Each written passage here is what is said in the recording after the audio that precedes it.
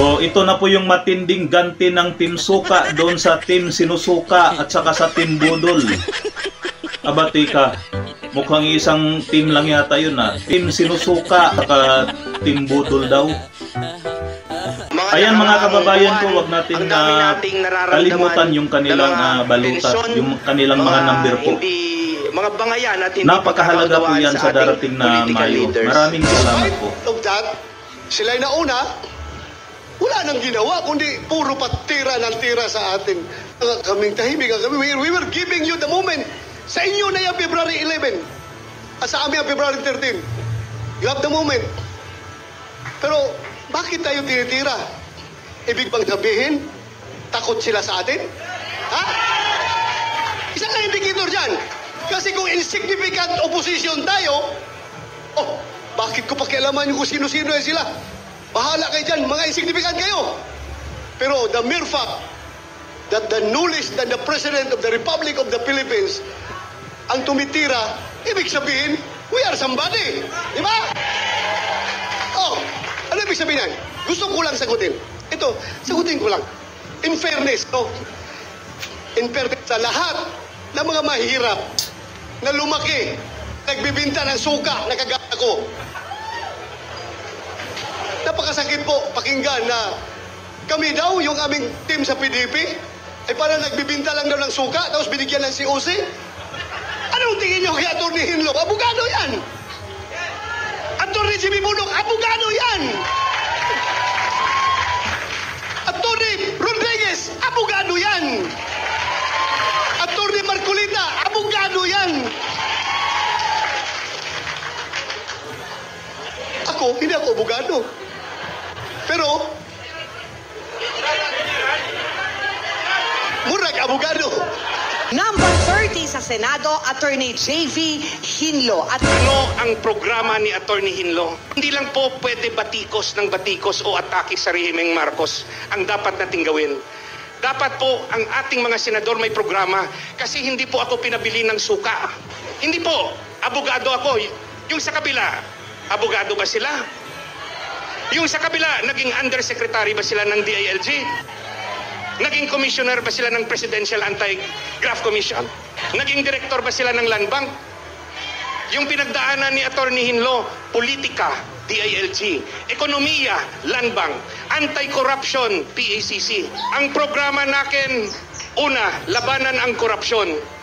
Dapat po amyendahan ang Data Privacy Act. Pilipinas, Duterte pa rin! 1, 2, 3! Pilipinas, Duterte pa rin! Duterte! Duterte! Duterte! Ladies and gentlemen, number 38 sa balota, Senator to be Rodante Marcoleta! Magandang hapon po sa ating lahat. Kanina po sabi ni Senator Bato, kasama po siya sa mga nagbebenta ng suka. Yung iba naman po siguro ay bumibili ng suka. Alam po ninyo ako, dahil sa hirap yata na dinaanan ko sa aking buhay, nangungutang po ako ng suka. Pero kahit po ganun, kahit na tayong lahat ngayon na nandito ay pinaglihi lahat sa suka, tayo po lahat ay nakakakilala. Alam natin kung bakit napakataas ng pangunahing bilihin sa ating bansa. Yung hindi kumakain ng suka, hindi nila alam yun. Alam din natin na lubog na tayo. Naaamoy lang natin ay suka. Pero sila hindi nila alam. Sapagkat karamihan sa kanila tayo involved sa corruption. Tingnan po ninyo ang budget nyo ngayon. Budget natin sa taong ito, 6.325 trillion. Pag tinanggal mo po ang 30% dyan, ang dapat na national spending lang natin ay 4.5 trillion. Yun lang ang kailangan natin. Ano yung kanilang projected revenue? 4.8 trillion pesos. Alisin mo yung 30% na corruption, dapat 5.5 trillion yun. Sa mga tuwid, ang gross revenue natin, kung wala ang corruption, will be 5.5 trillion. National spending, walang corruption, 4.5 trillion. Meron tayong surplus na 1 trillion pesos. Baliktad ang nangyari. Ngayon po ang ating deficit, projected deficit, 1.5 trillion pesos. Katumbas ng mangungutang tayo, 122 billion pesos per month. 4.2 billion pesos per day or 173 million. Bakit hindi niya maintindihan yan? Bakit tayo po na ipinaglihilang sa suka ang nakakaintindi nito? Napakalaki po ng problema at hamon na hinaharap ng ating bansa. Ang ginagawa nila ay para pag-awayin ang Pilipino. They impeach the Vice President even if there is no basis for it. Number 53, Pastor Apollo C. Kibuloy. Ako po ay representative ng aming pinakamamahal na si Pastor Apollo C. Kibuloy. Alam niyo po, mahirap pala sumunod sa isang magiting at magaling na speaker na si yung aking pong nire-represent, magaling din at gwapo. Si Pastor Apollo C. Kibuloy ay kailangan nating suportahan. Bakit? Galing siya sa kahirapan. Ang kanyang mga magulang ay galing sa Lubao, Pampanga. Pinanganak siya doon sa Kalinan sa Tamayong, Davao City. Siya po ay galing sa kahirapan, kaya naiintindihan niya ang kahirapan. Yung sabi po ni Presidente Marcos, na bumibili lang daw ng suka at meron ng certificate of candidacy, maniwala kayo o hindi. Si Pastor Apollo C. Kibuloy noon, dahil sa kahirapan, ay gumagawa po ng suka. Pero dahil sa kanyang paniniwala at sa kanyang grabe na determinasyon na maka-achieve sa buhay niya, napaakyat niya ito, nag-aral, naging scholar, naging pastor, at in 1985, he founded the Kingdom of Jesus Christ, which is now one of the leading religious organizations in the world. Alam po ninyo, meron siyang kaibigan. Ang kanyang kaibigan, ang ating heart and soul ng PDP laban ngayon. Dahil sa kanyang closeness ng ating mahal na Presidente Rodrigo Duterte, ginawa siya ngayong poster boy ng kalabisan ng ating pamahalaan. Kaya nga ngayon, saan po siya? Nasa po siya sa presuhan. At ngayon, ipagpaumanhin niyo po, baka po nangangamoy na siya ng suka, pero everyday po siya naliligo. Atin pong pakinggan ang mensahe, ang boses ng mga taong inapi. Pastor Apollo Kibuloy. Si Pastor Apollo C. Kibuloy, pinuno ng fastest growing congregation ng Kingdom of Jesus Christ. Naniniwala ako na panahon na upang magkaroon ng tunay na leader sa Senado.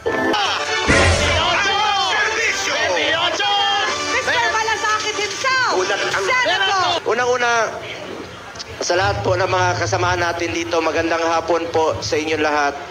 Maraming salamat sa inyong pagdalo rito. Po sa akin sa labas. Nagpapasalamat, sir, salamat sa tulong, salamat sa mga proyekto. Sa totoo lang po, huwag ko kayong magpasalamat sa akin. Kahit noon kay Pangulong Duterte, parati naming naririnig, salamat Pangulong Duterte, salamat Senador Bongo. Huwag ko kayong magpasalamat sa amin. Kami po ang dapat magpasalamat sa inyo dahil binigyan niyo po kami ng pagkakataon na magserbisyo po sa inyo.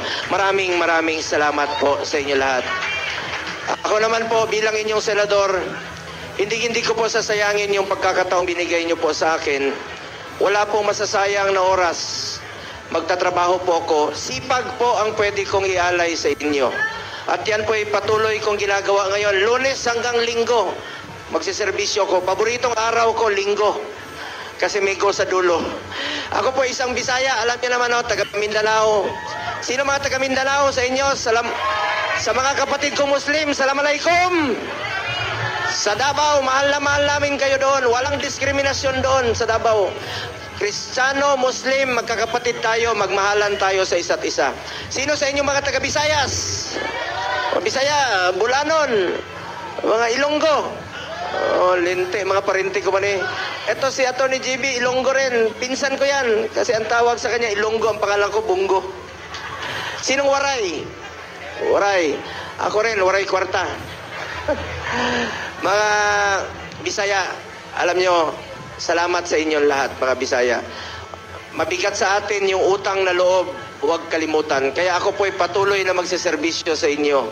Malaking utang na loob namin sa inyo, mga Bisaya. Salamat kayo sa inyong suporta. And of course, sa Luzon, mga Ilocano, mga Bicolano, lahat po, mga taga Pampanga, Pangasinan, Batanggenyo rin po ako. Sino mga taga Batangas rito? Batanggenyo rin po ako. Tesoro po ng Batangas, Tanawan at Santo Tomas.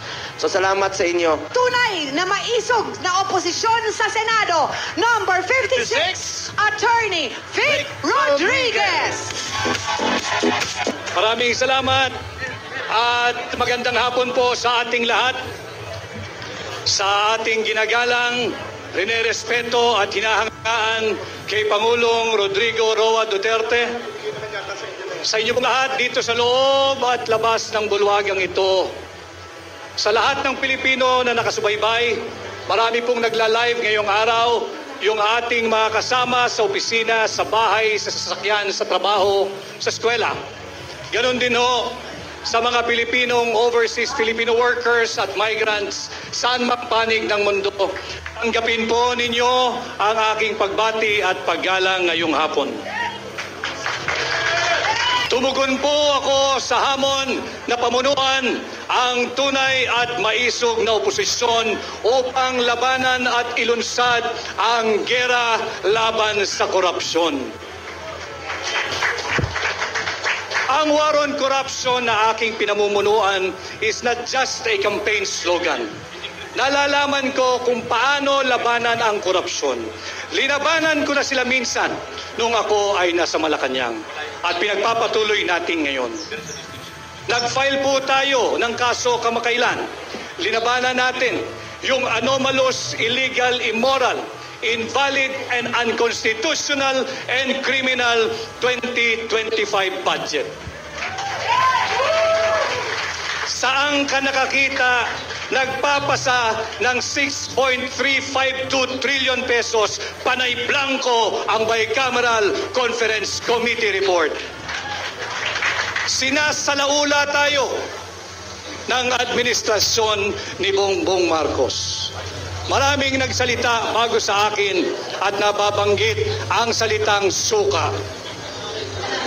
Alam ho ninyo, ang suka ang kalaban ng tanso.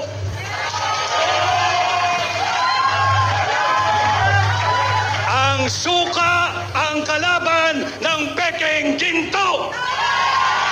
Bagamat ako ho ay nakabili ng suka ng maraming ulit at nautosang bumili ng suka ng maraming ulit, may diploma ho ako at nakapagtapos ako ng kolehiyo. Meron akong diploma at nakapagtapos ako ng abogasya. At higit sa lahat, meron akong certificate na nagpapatunay na ako ay isang ganap na abogado.